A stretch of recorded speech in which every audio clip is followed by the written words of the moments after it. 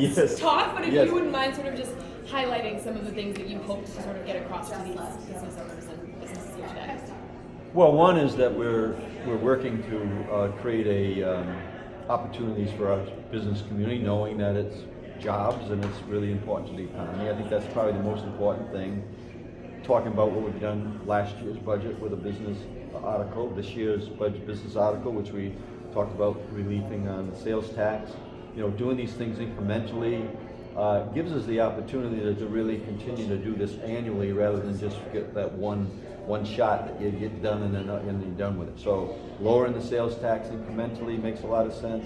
Providing no gas tax increases. We have the ability to do that, and we put money in from the surplus to offset 2 years of any increase on that 3-cent increase. You know, we're trying to get energy relief across the board for the business community as well. By the way, on the sales tax, 50% of that sales tax helps the business community in the state of Rhode Island, right? Not only the people who live in their homes. And the relief on the energy, 4% relief over this winter months. It's a strategy, right, that we're going to do over and over every year. I get to do a budget this year and 3 more years, and each year we're going to continue to try to make progress in terms of the business friendliness in the state of Rhode Island.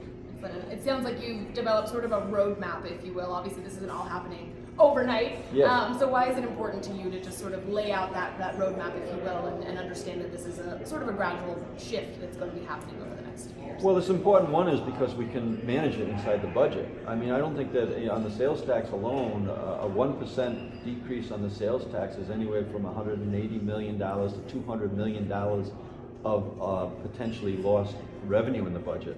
People go asking to bring it down 2 points. That's close to $400 million. So we know that we can, if we do it incrementally and we have the discipline, like I said in my State of the State address, on our budgets, that we'll be able to do it next year and the following year. And then we'll pick up multiple other things that can continue to make us more and more competitive and give the ability for us to grow our economy. And in terms of leveling the playing field, as you mentioned, between our surrounding states, why is it important, obviously, that we're focusing on our small businesses here in Rhode Island? Well, small businesses are important. The pandemic showed us that, right? So as a lieutenant governor, now as governor, we made sure that we paid a great deal of attention to our small business community. Just imagine your community without small businesses in it, right? So investing in our small businesses really does invest in the people in the state of Rhode Island, and those are our 3 objectives, right? Raise education outcomes, raise incomes for our families, and I said make sure that we're healthy as we can be to enjoy the state that we live in. I have one question. My boss texted me. Are you able to comment at all about keeping Josh Saul on the payroll as a consultant? I know we haven't talked to you since that came out. Just able to comment on that decision. Yeah, well, first we're happy. We're happy that Stephen Pryor now stepped in with Hannah Maud, and we think that we're in a good position. They got a great track record. This is something that when I was talking to Stephen Pryor about, he asked that we were able to keep connection with Josh during a certain period of time so that the transition worked, and that's what we've done. Excellent. Thank you so much. I appreciate it. One quick question, Governor. That. All right, Governor, you pointed out after a very purposeful meeting in D.C. that the Governors Association discussed in real time the impact on the electrification of vehicles plus the potential downturn in the economy on gasoline taxes. What were some of the ideas thrown out in terms of replacing that revenue stream?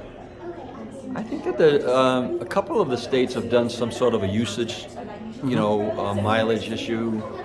I'm just looking to do a regional strategy that addresses the reality of that situation, right?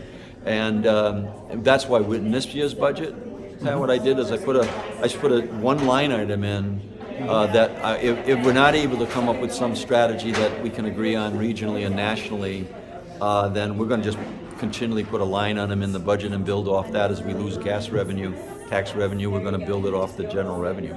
Does that regionalization idea have the potential for eliminating this sort of cross-border gasoline energy madness that goes on right now? That's my point. My point was that regionally it made sense. First of all, everybody's going to deal with the same problem, right? And so a regional strategy there will create some, like you say, it'll create a situation where there's not a need to continue to go across borders for for whatever. or whatever. For whatever related to vehicles. All right, we've But got to go to one very quick question. I do have to be in war by 10. Right. but- Do you think the current roster of governors in the Northeast understand that really it's not a Maine economy, it's not a Connecticut economy, it's not a Rhode Island economy, it's a regional economy? Do you think that's starting to happen so that maybe these regionalization ideas can take root? I think so, and I think that meeting was about not only about the gas tax. It was more about it was more about what are we going to do on the grid to support the grid, whether it's in hydro power that could come through Canada, through Lake Champlain and down, or what are we going to do about up in Maine? There's also a line, energy line that needs to come in, or in Massachusetts where there's a plant that needs to continue to operate. There was a commitment there to really talk regionally, which I think was very positive. Thank you, Governor. Yeah, thanks. Yeah.